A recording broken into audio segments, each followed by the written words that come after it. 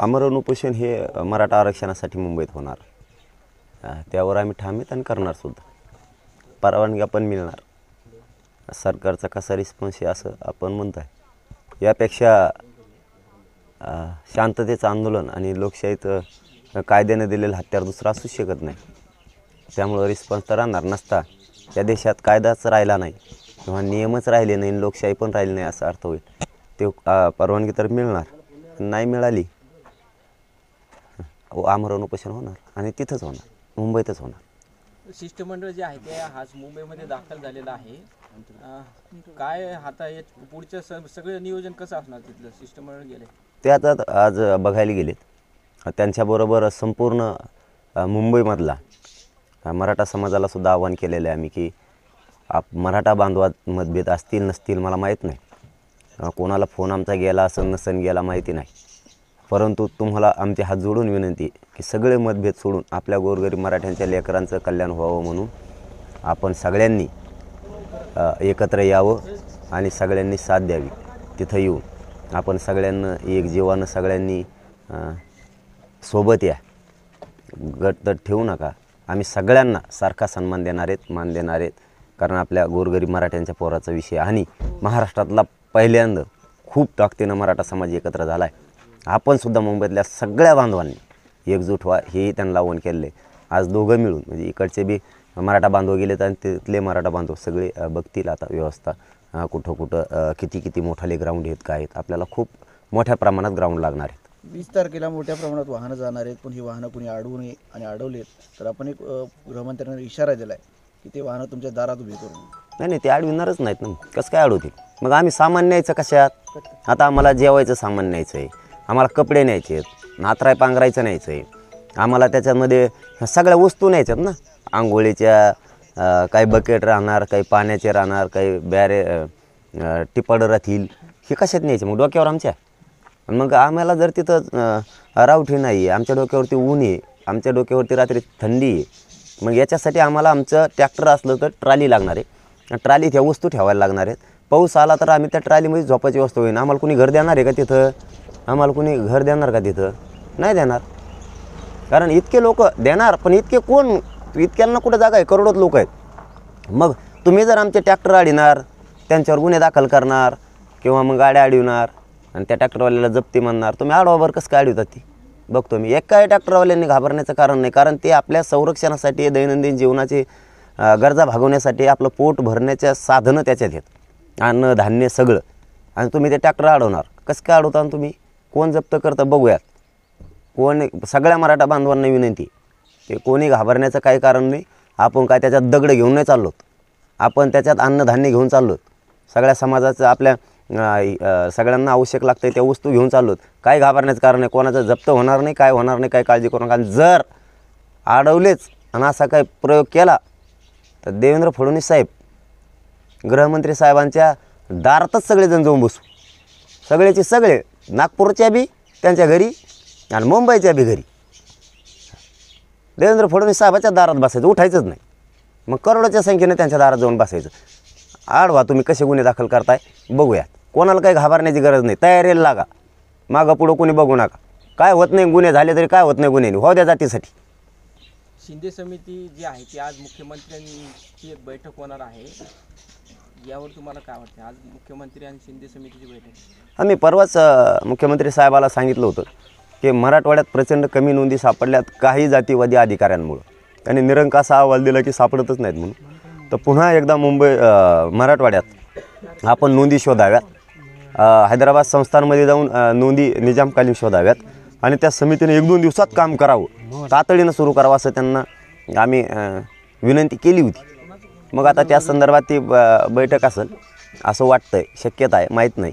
पण समिती काम करत आणि महाराष्ट्रातसुद्धा समितीनं पुन्हा काम करावं. 4 जानेवारीला मागासवर्ग जे आहे ते अहवाल जो आहे तो मुख्यमंत्र्यांकडे सादर करणार आहे. तर जर समजा अहवाल जर पॉझिटिव्ह आला तर मुंबईला जायचं जे आहे ते रद्द करणार का? नाही, रद्द शब्दच नाही आणायचा तोंडात दादा. आता तुम्ही अहवाल देणार, सगळे कुठे करणार याच्याशी आम्हाला नाही. आम्हाला आरक्षण पाहिजे. तुम्ही आरक्षण देणार का? मग आम्हाला मुंबईला जायची हौस नाही. आम्हाला आरक्षण पाहिजे, शासन निर्णय पाहिजे, तुमचा काय काय विषय येतो ते तुमचा आहे, आमचा विषय आम्ही त्याच्यावरती ठाम आहे. महाराष्ट्रातल्या मराठा समाजाला ओबीसीतून सरसकट आरक्षण पाहिजे, ते आम्ही मिळवणार. त्याच्यासाठी मुंबईला जाणार. 20 जानेवारीला मी इथून जाणार म्हणजे जाणार. जायला जेवढे दिवस लागतील तेवढे, पण त्या दिशेनेच चाललो आहे आम्ही.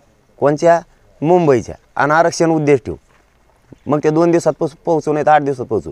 आणि नुसत्याच 4 दिवसात पोहोचायचं, रात्रंदिवस पोहोचायचं. आणि लोकांचं दुखायला लागलं तिथे ॲडमिट करायचे का? लोकांची काळजी करायला लागेल ना, लोकांची काळजी करायला लागेल. त्याच्यामुळं लोकांच्या सोयीनुसार 20ला आम्ही मुंबईकडे निघतो आहे. आरक्षण घेऊन वापस येणार. त्यांच्या सोयीनुसार चालावं लागणार आहे, त्यांच्या सोयीनुसार थांबावं लागणार आहे, आणि त्यांच्या सोयीनुसार पुढची वाटचाल करावी लागणार आहे. पण शब्द आहे, 20 जानेवारीला मराठे मुंबईकडे निघणार, येताना आरक्षण घेऊन येणार. दिवस किती लागो. शंभूराज देसाई असं म्हणाले की मनोज जरांगे पाटील यांनी संयमानं घ्यावे आणि जे क्युरिटी पिटिशन दाखल झालं आहे त्या सुनावणीमध्ये कोणते मुद्दे मांडायचे हे सरकारसोबत चर्चा करावी किंवा सोबत दिलेले यावं का VC द्वारे आपण बोलू शकतो. आणि ठीक आहे ना, ते जवळचे तेव्हा बघू.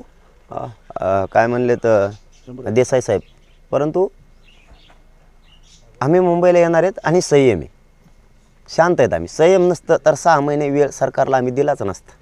संयमाचे पात्र मुंबईला यायला आता मराठाच्या घरातला एक बी थांबू शकत नाही. अख्ख्या घरातल्या मराठ्यांनी तयारी सुरू केल्या.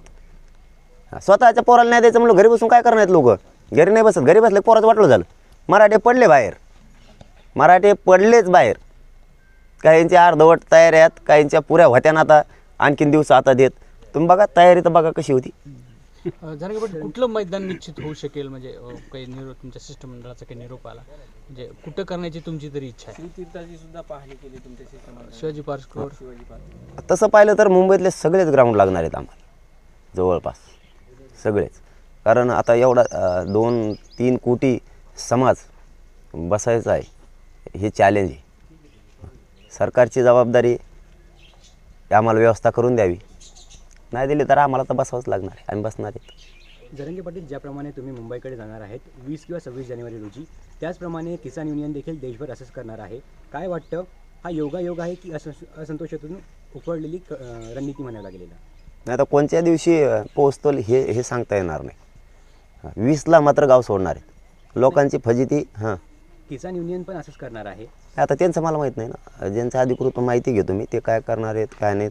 अधिकृत माहिती नाही त्याच्यावर बोलू नये. परंतु आमच्याबद्दल आम्ही असं सांगतो की 20 जानेवारीला आम्ही गाव सोडणार आहे. दिशा मुंबईची आहे आणि ध्येय आरक्षणाचं आहे. आम्ही त्या दिशेनं चाललो आहे. दिवस मात्र 5 आहेत का 6 आहेत का 8 आहेत हे सांगता येणार नाहीत. कारण माझ्या चालणाऱ्या लोकांची सुद्धा फजिती नाही झाली पाहिजे. त्यांना नुसतं पळवायचं, रात्रंदिवस पाय सुजले दुखणे आले तिथे नेऊन ॲडमिट करायचं का त्यांना मुंबईत नेऊन? सगळे सुरक्षित राहिले पाहिजे. सगळ्या समाजाच्या हिशोबानं सगळ्याला चालावं लागणार आहे.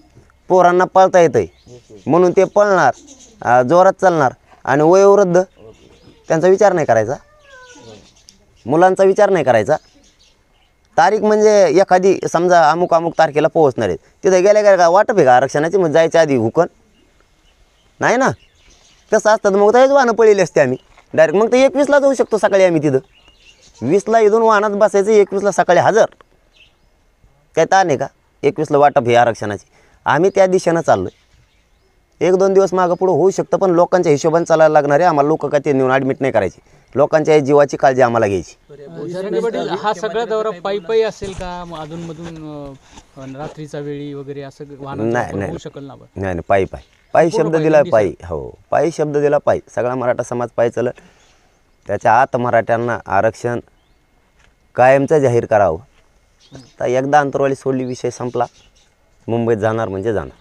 या घोषणेनंतर तुम्ही मुख्यमंत्र्यांशी काही बोलणं झाले का तुमचं? मुख्यमंत्र्यांनी काय आवाहन केलं होतं का तुम्हाला? किती वेळा बोलणं झाले घोषणेच्या नंतर? नाही, त्यांचा परवा फोन आला होता तब्येतीची फक्त विचारपूस करायला, कशी आहे काय, बस. 20 आणि आम्ही ते समितीचा विषय त्यांना सांगितला की समितीने काम केलं पाहिजे. महाजन साहेबांना सुद्धा सांगितलं की समितीनं काम मराठवाड्यात वाढवलं पाहिजे आणि महाराष्ट्रातसुद्धा वाढवलं पाहिजे. गुन्ह्यांच्या बाबतही आम्ही त्यांना महाजन साहेबाला सांगितलेलं होतं की तुम्ही घेतो म्हणून आणखीन काय प्रकारे लक्षात यायला. आणि नोटिशीचा विषयसुद्धा त्यांना सांगितला होता. पण मला वाटतं नोटिशीचा विषय थांबलेला दिसतो आहे असा अंदाजा आहे. कारण ते वाहनं शांततेत जाणार आहेत आणि खाण्यापिण्याचं धान्य घेऊन जाणार आहेत. म्हणून सरकारला त्याच्यावरती काही ॲक्शन नाही करता येणार. कारण ते काय दगड घेऊन नाही चालले त्या ट्राल्यात, म्हणून ते थांबलं आहे. आणि मराठा समाजाला विनंती, आपण काय दगड घेऊन नाही चाललो, ट्राल्या घ्या, आपलं संरक्षण होणार. रात्री पाऊस आला, दिवसा पाऊस आला, ऊन लागायला लागलं, आपल्याला बसता येईल, जेवता येईल, परत खाली बसता येईल. खाली जर ओलं असलं, चिखल असलं तर आपल्या वाहनात आपल्याला झोपता येईल. त्यामुळे ते घ्या, त्यात काय दगड नाही, सरकार काय अडवणार नाही, काय करणार नाही. आणि जप्ती केली तर फडणवीस साहेबाच्या घरी जाऊन बसू सगळेजण. 20 तारखेला मराठा समाज मुंबईला आंदोलन करण्यासाठी जात आहे. दरम्यान ओबीसीच्या नेत्यांनीही मुंबईमध्ये आंदोलनासाठी परवानगी मागितली आहे. त्याच दरम्यान नाही, त्यांचं नाही मला माहीत, ज्याला ज्याला अधिकार आहे त्यांच्याबद्दल आम्हाला नाही माहीत. त्यांनी 2-3 दिवस झाले भुजबळांचं काही स्टेटमेंट येत नाही. जाऊन दे बाबा त्याचं. तुम्हाला करमायला का? मुंबईची बैठक झाली आहे समन्वय समितीची. शिवाजी पार्कचं मैदान ठरलंय आता बैठकीत समन्वय समिती. समन्वय समिती नाही आहे कोणचीच. आपली गेली हा, आमची सुद्धा नाही, कोणचीच नाही. इथं समन्वय समिती नाही, इथं टीम नाही, इथं सगळे मराठा आंदोलक आहेत माझ्यासहित. काय माहीत नाही म्हणजे त्याबद्दल काय हां, माझ्यासहित सगळे मराठा आंदोलक आहेत. कारण कोणी नेता नाही, मी बी नाही. इथं मालक सध्या मराठा समाज आहे, सर्वसामान्य. म्हणून तर आंदोलन यशस्वीच्या वाटेवर चाललं आहे. कोणीच नाही, समन्वय समिती नाही आहे, कोणची आमची वैयक्तिक समिती पण नाही आहे, काहीच नाही. ते लफडच नाही तसलं. सरळ बिचारे सगळे मराठा आंदोलक म्हणून जातात, पाणी करतात. आणि त्यांनी कोणचं ठरवलं मी कुठं बसणार आहे. माझं तर आता एक पत्रकार बंधू म्हणून नाही, माझं धोरणच वेगळं. मी कुठं बसत असतो, ढेकळासुद्धा बसतो. मी तिथं बेताडावर बसायला बसलो.